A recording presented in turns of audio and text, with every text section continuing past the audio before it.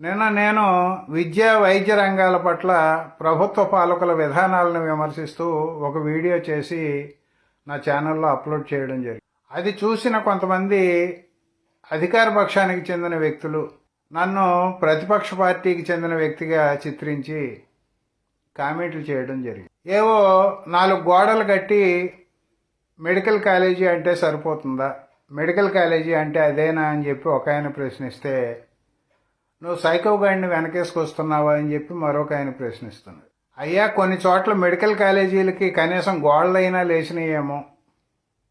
మా జిల్లాలో, పశ్చిమ గోదావరి జిల్లాలో అసలు స్థలాన్ని చదును చేయడమే పూర్తి కాలేదని మీకు తెలియదేమో బహుశా.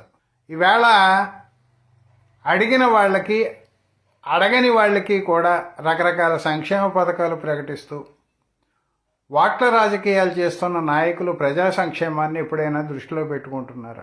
నిన్న మొన్నటిదాకా బటన్లు నొక్కుతున్నాడు తప్ప ఇంక రెండో పని చేయడం లేదని చెప్పి విమర్శించిన నోళ్లే ఈవేళ మహిళలకి ఉచిత బస్సు సౌకర్యాన్ని ఏ రకంగా సమర్థించుకుంటారు. అది ఎవరడిగితే ఇచ్చారు. అసలు ఈ ఉచిత బస్సు ప్రయాణం వల్ల ఎన్ని వర్గాల ప్రజలు ఏ రకంగా ఇబ్బందులు పడుతున్నారో ఈ పాలకుల దృష్టికి వచ్చిందా? అడిగిన వాళ్ళకి అడగని వాళ్ళకి సంక్షేమ పథకాలంటూ డబ్బులు పంచేటువంటి నాయకులు, లేదా నేరుగా డబ్బులు పంచకపోయినా వాళ్ళకి సౌకర్యాలు కల్పిస్తూ ఆ లోటును భర్తీ చేస్తున్న నాయకులు విద్యా వైద్య రంగాల్ని ఎందుకు పక్కన పెడుతున్నారనేది నా సూటి ప్రశ్న. మీరు సంక్షేమ పథకాలు ఇవ్వదలుచుకుంటే, తగినంత ఆర్థిక స్తోమత రాష్ట్రానికి ఉందనుకుంటే ఎన్నైనా అమలు జరపండి, ఎవరికీ అభ్యంతరం లేదు. అసలు ఈ సంక్షేమ పథకాలు అందుకుంటున్న వాళ్ళు అర్హులు ఎంతమంది, అర్హులు కాని వాళ్ళు ఎంతమంది అనేటువంటిది నిజాయితీగా ఎక్కడైనా సర్వే చేయడం జరిగిందా? క్షేత్రస్థాయిలో పరిశీలన చేయడం జరిగిందా? మా ఇంటి చుట్టూనే 2 ఏసీలు ఉన్న బిల్డింగుల్లో తెల్లకారులుండి వాళ్ళు బియ్యం తీసుకుంటూ ఆ బియ్యం తినకుండా అమ్ముకుంటున్న సంఘటనలు జరుగుతున్నాయి. ఇటువంటి విమర్శలు చేస్తే పేదవాళ్ళు ఎప్పుడూ పేదవాళ్ళలాగే ఉండాలా, వాళ్ళకి సంక్షేమ పథకాలు అందనివ్వరా, వాళ్ళు అందుకోకూడదా అంటూ ఎదురు ప్రశ్న వేసే గడుసు మనుషులు కూడా ఉన్నారు. అసలు నేను విద్యా వైద్య రంగాల గురించి తప్పు పడితే ఆ రంగాల గురించి బాగా తెలిసిన వాళ్ళు ఎవళ్ళైనా నాకు రిప్లై ఇస్తే దాన్ని కొంత అర్థం చేసుకోగలరు. పార్టీ మీద మమకారంతోటో, నాయకుల మీద మమకారంతోటో, ఆయా కులానికి చెందిన నాయకుల్ని వెనకేసుకురావడానికో, లేదా సినిమా హీరోల్ని వెనకేసుకురావడానికో వ్యక్తి పూజ చేస్తూ బానిస మనస్తత్వంతో ఇలా ఎదురుదాడికి దిగటం ఏ మేరకు సబబు అని చెప్పి నేను ప్రశ్నిస్తున్నాను. నా వీడియోలు చూసి కోపం వచ్చిన వాళ్ళలో నువ్వు కమ్యూనిస్టు అనో, నువ్వు ఫలానా పార్టీకి చెందినవాడు అనో రకరకాల ముద్రలు వేస్తూ వాళ్ళకి నచ్చినట్టుగా కామెంట్లు పెడతారు. అయ్యా, అసలు ఈవేళ ఏ రాజకీయ పార్టీ అయినా, లేదా ఏ రాజకీయ పార్టీకి చెందిన నాయకుడైనా నెత్తి మీద పెట్టుకుని ఊరేగించదగ్గ గొప్ప నాయకులు పార్టీలు ఉన్నాయా? ఈవేళ ప్రతిపక్ష పార్టీల్లో ఉన్నవారైనా, అధికార పక్షంలో ఉన్నవాళ్ళైనా వాళ్ళు రాజకీయాల్లోకి వచ్చేటప్పటికి వాళ్ళ ఆస్తులు ఎంత, ఈవేళ వాళ్ళ ఆస్తులు ఎంత ఎప్పుడైనా మనం ప్రశ్నించుకుంటున్నామా?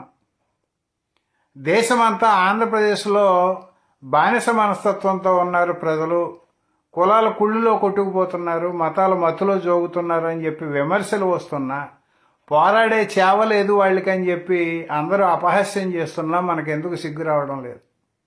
విద్యా వైద్య రంగాల పట్ల నాకు కొంత అవగాహన ఉంది కాబట్టే నేను ఆ సబ్జెక్ట్ మీద వీడియో చేయడం జరిగింది. నిన్న వాస్తవానికి నేను విషయపరంగా లోతుల్లోకి పోలే. నేను 25-30 సంవత్సరాలుగా వైద్య రంగంలో సేవలు అందిస్తున్న వ్యక్తిని, నేరుగా ప్రజలకి సేవలు అందించిన వ్యక్తిని కూడా. వైద్య రంగం ఏ రకంగా చెడిపోయిందో, అక్కడ వైద్యులు ఏ రకంగా దోచుకుంటున్నారో, ఈవేళ రక్త పరీక్షల పేరు మీద, స్కానింగ్ల పేరు మీద ఏ రకంగా దోపిడీ జరుగుతుందో, ప్రజలు ఏదైనా జబ్బు చేస్తే పెద్ద ఆసుపత్రులకు వెళ్ళడం మానేసి పిఎంపీలని, ఆర్ఎంపీలని ఎందుకు ఆశ్రయిస్తున్నారో నాకు తెలిసినంతగా బహుశా ఈ కామెంట్లు పెట్టే వాళ్ళకి తెలియకపోవచ్చు. విద్యారంగం విషయానికి వస్తే మా కుటుంబంలో నా భార్య సహా 4-5 టీచర్లు ఉన్నారు. ఆ రంగంతో కూడా నాకు బాగా పరిచయాలు ఉన్నాయి. ఈవేళ విద్యారంగం ఏ రకంగా ఉందో దాన్ని పరిశీలించే ప్రతి ఒక్క వ్యక్తికి అర్థమవుతుంది. మన దేశంలో విద్య నిజంగా మనుషుల్ని వివేకవంతులుగా తయారు చేస్తోందా? అంబేద్కర్ ఎప్పుడో చెప్పాడు, ఒక దేశ అభివృద్ధిని కొలవాలి అంటే ఆ దేశంలో ఉన్న బిల్డింగులని రోడ్లని చూసి కొలవకండి, అక్కడ విద్యా వ్యవస్థ ఎలా ఉందో చూసి కొలవండి అన్నాడు. అసలు మన దేశంలో విద్యని యాంత్రికంగా గొంతులో పోస్తున్నారు తప్ప అసలు ప్రశ్నించే తత్వాన్ని కానీ వివేకాన్ని కానీ విచక్షణని కానీ విద్యార్థుల్లో పెంపొందే రీతిలో మన విద్య ఉందా? దానికి తగ్గట్టుగా మన పాఠ్య గ్రంథాలు ఉన్నాయా? దానికి తగ్గట్టుగా సంస్కరణలు జరుగుతున్న సూచనలు ఎక్కడైనా ఉన్నాయా? ఈవేళ సామాజిక విలువల స్థానంలో మత విలువలను తీసుకురావడానికి చాగంటి కోటేశ్వరరావు లాంటి వాళ్లతో నైతిక విలువల మీద పుస్తకాలు రాయించి పిల్లలకు మనం ఏం చెప్పించాలని భావిస్తున్నాం. విలువలంటే సమాజపరమైన విలువలు కావాలి. మేము ఒక 20 రోజుల క్రితమే స్వీడన్ వెళ్ళి రావడం జరిగింది. అక్కడ మా మనవరాలు 3వ తరగతి చదువుతోంది. ఆ స్కూల్లో తెలుగు మాతృభాషగా ఉన్న పిల్లలు కేవలం 4 ఉన్నారు.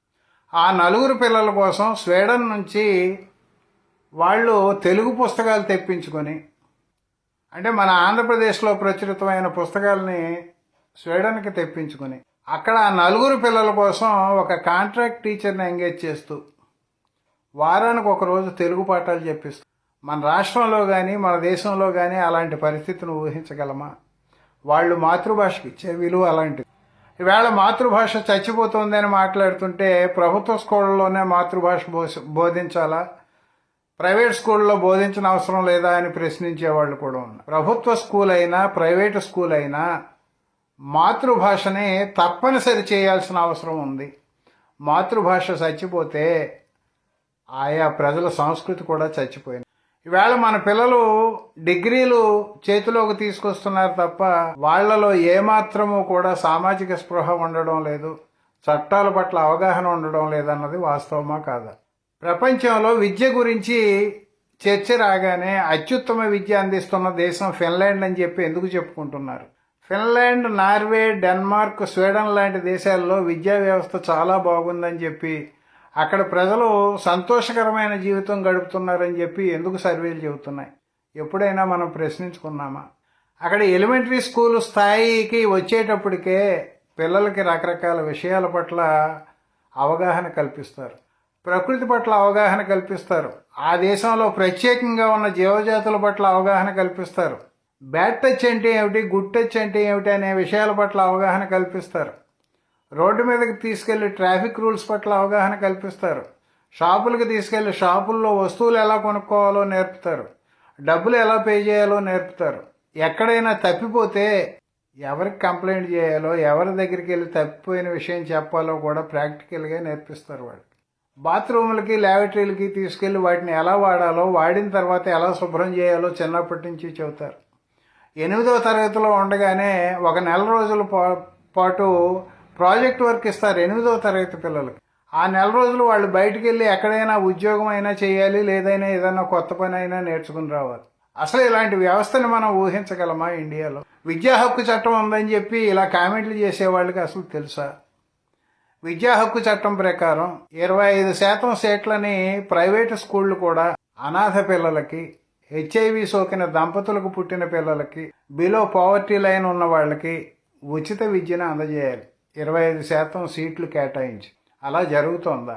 వాటిని పట్టించుకోవాల్సిన వ్యవస్థలు నిజంగా పట్టించుకుంటున్నాయా? నిద్ర నటిస్తున్నాయా? ఈవేళ లైబ్రరీ వ్యవస్థ ఏమైంది మన రాష్ట్రంలో? పంచాయతీలకు పన్ను కట్టినా, మున్సిపాలిటీలకు పన్ను కట్టినా లైబ్రరీ సెస్ అని చెప్పి వసూలు చేస్తున్నారు. లైబ్రరీలకు నిజంగా ఆ సొమ్ము చేరుతోందా? పిల్లల్లో కానీ పెద్దల్లో కానీ పఠనావశ్యకత గురించి ఎక్కడైనా ప్రచారం జరుగుతోందా? ఈవేళ లైబ్రరీలకి ప్రజలకు ఉపయోగపడే పుస్తకాలు సప్లై అవుతున్న దాఖలాలు ఎక్కడైనా కనిపిస్తున్నాయా? ఒక 25-30 సంవత్సరాల క్రితం ఉన్న లైబ్రరీలకి ఇప్పటి లైబ్రరీలకి ఎక్కడైనా పొంతన ఉందా? కేవలం విద్య అంటే ఇంజనీరింగ్, మెడిసిన్ మాత్రమే కాదు. ఆ విషయాన్ని మన పాలకులు గుర్తించలేదు, ఈవేళ విద్యార్థుల తల్లిదండ్రులు గుర్తించటం లేదు. ఇక వైద్యం విషయానికి వస్తే, నేను దీర్ఘకాలంగా ఈ రంగంలో ఉన్నాను కాబట్టి ఈ కామెంట్లు చేసే మహానుభావుల కంటే వైద్య రంగం ఏ రకంగా చెడిపోయిందో నాకు బాగా తెలుసు. ఈవేళ రక్త పరీక్షలు అవసరం ఉన్నా లేకుండా రాస్తున్నారు. రక్త పరీక్షలు చేసినా స్కానింగ్లు చేసినా అందులో 40-60% కమిషన్లుగా డాక్టర్లకు పోతుంది. అవసరం ఉన్న టెస్టులు అవసరం లేని టెస్టులు కూడా రాసి ప్రజల్ని దోచుకోవడం జరుగుతోంది. నిజంగా వైద్య రంగం ప్రభుత్వ అధీనంలో ఉండి వైద్య సేవలు పేద ప్రజలకు ఉచితంగా అందితే ఈ దుస్థితి ఉంటుందా? ఇవాళ చాలామంది పిఎంపీలని ఆర్ఎంపీలని ఆశ్రయించడానికి కారణం ప్రైవేట్ ఆసుపత్రుల దోపిడీ కాదా? అసలు ఈ ప్రైవేటు ఆసుపత్రులు ప్రైవేటు కళాశాలలు అన్నీ కూడా ట్రస్టుల పేరు మీద సొసైటీల పేరు మీద నడుస్తూ ఇన్కమ్ ట్యాక్స్ ఎగ్గొడుతున్న విషయం నిజమా కాదా? అంటే వాళ్ళు లాభాలు ఆర్జించడం లేదని అర్థమా? ఇవాళ జగన్మోహన్ రెడ్డి గారు రాష్ట్రాన్ని లూటీ చేశాడు, అటువంటి వాడిని నువ్వెందుకు వెనకేసుకొస్తున్నావు, రాష్ట్రాన్ని భ్రష్టు పట్టించాడని చెప్పి కామెంట్లు చేస్తున్నారు కదా. ఆ భ్రష్టు పట్టించిన జగన్మోహన్ రెడ్డినే కదా ప్రజలు ఇంటి దగ్గర కూర్చోబెట్టారు. నిన్నటిదాకా ఆయన్ని విమర్శించిన వాళ్ళు ఈవేళ అంతకంటే పెద్ద తప్పు చేయడం ఏ మేరకు సాగు? అసలు జిల్లాకు ఒక కేంద్ర ఆసుపత్రి కూడా ప్రభుత్వ ఆధ్వర్యంలో నడపకపోతే ప్రైవేటు వ్యక్తులకు కట్టబెడితే రేపొద్దున నిజంగా పేదలకు అక్కడ వైద్యం అందుతుందా? అవే ప్రభుత్వ అజమాయిషీలోనే ఉంటాయి అవన్నీ చెప్పడం. ఈవేళ మిగతా వ్యవస్థలన్నీ ప్రభుత్వ అజమాయిషీలో ఎలా నడుస్తున్నాయో మనకు తెలుసు కాబట్టే ఈ రకంగా ప్రశ్నించవలసి వస్తుంది. అవేమీ గుర్తించకుండా ఆయన కేవలం ఏవో కొన్ని కాలేజీలే కట్టాడు, చాలా కాలేజీలకి గోడలు మాత్రమే ఉన్నాయి, అక్కడ ఇంకేమీ లేవని చెప్పి విమర్శించడం తప్పు నా దృష్టిలో. ఆయన గోడలు మాత్రమే కడితే మీరు మొత్తం బిల్డింగులు పూర్తి చేసి ఇదిగో వాళ్ళు ఆపేసిన పని మేము పూర్తి చేశాం, ప్రజలకి వైద్యాన్ని దగ్గరికి తీసుకొచ్చామని చెప్పి భరోసా ఎందుకు ఇవ్వలేరు? ఈవేళ సంక్షేమ పథకాల పేరు మీద మీరు పంచుతున్న డబ్బుతో పోలిస్తే జిల్లాకు కేంద్ర ఆసుపత్రి కట్టడం పెద్ద లెక్కలోకి వస్తుందా? వాళ్ళు ఇస్తున్నారని వీళ్ళు ఇస్తున్నారని వాళ్ళు సంక్షేమ పథకాల పేరు మీద ఎందుకు పోటీలు పడుతున్నారు? నిన్న మొన్నటి దాకా బటన్ నొక్కుడు ముఖ్యమంత్రి అని విమర్శించిన వాళ్లే స్త్రీలకు ఉచిత బస్సు ప్రయాణం ఎలా ఇచ్చారు, ఎవరు అడిగితే ఇచ్చారు. ఈవేళ దానివల్ల ఎంతమంది సఫర్ అవుతున్నారనేది అసలు ప్రభుత్వం అధ్యయనం చేస్తోందా? ఓట్ల కోసం కాదా వృద్ధాప్య పెన్షన్లను 1000 రూపాయలు పెంచుతూ వెనకడేటుతో ఇస్తామని చెప్పి ప్రకటించింది. అసలు ఓట్ల కోసమే రాజకీయాలు చేస్తున్న స్థితిలో ఈవేళ మనం ఉన్నాం. అటువంటి నాయకుల్ని నెత్తిన పెట్టుకుని ఊరేగాల్సినంత అవసరం ఏమీ లేదు. మనం నాయకుల్ని, సినిమా హీరోల్ని, పార్టీల్ని భుజాల మీద పెట్టుకుని బానిస మనస్తత్వంతో ప్రవర్తించినంతకాలం ఈ సమాజంలో మార్పు రాదు. మాబోటి వాళ్ళు ఏ పార్టీలోనూ సభ్యత్వం తీసుకోలేరు. ఎందుకంటే అంత గొప్ప పార్టీ కానీ అంత గొప్ప నాయకులు కానీ వీళ్ళ రాజకీయాల్లో లేరు.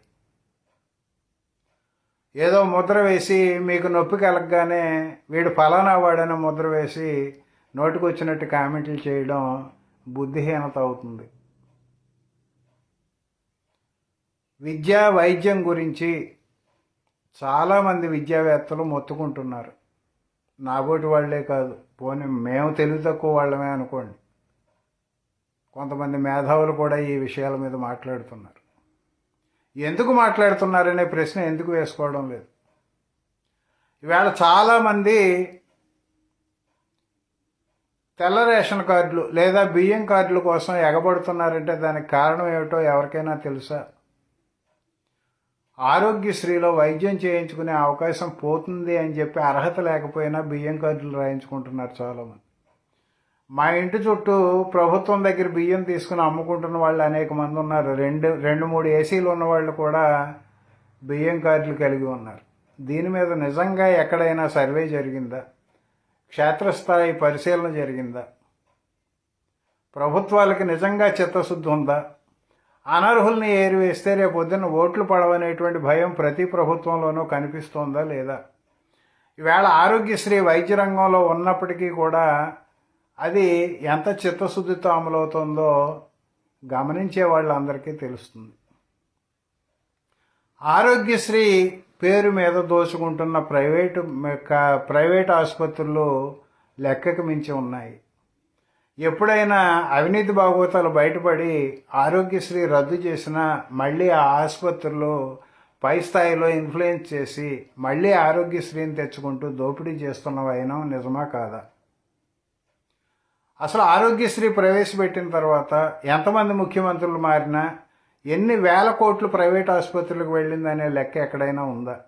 నిజంగా ఆ వేల కోట్ల రూపాయలని ప్రభుత్వం తరఫున ప్రభుత్వ ఆసుపత్రుల కోసం ఖర్చు పెట్టుంటే ఈవేళ సామాన్యుడికి వైద్యం అందుబాటులోకి వచ్చేదా కాదా?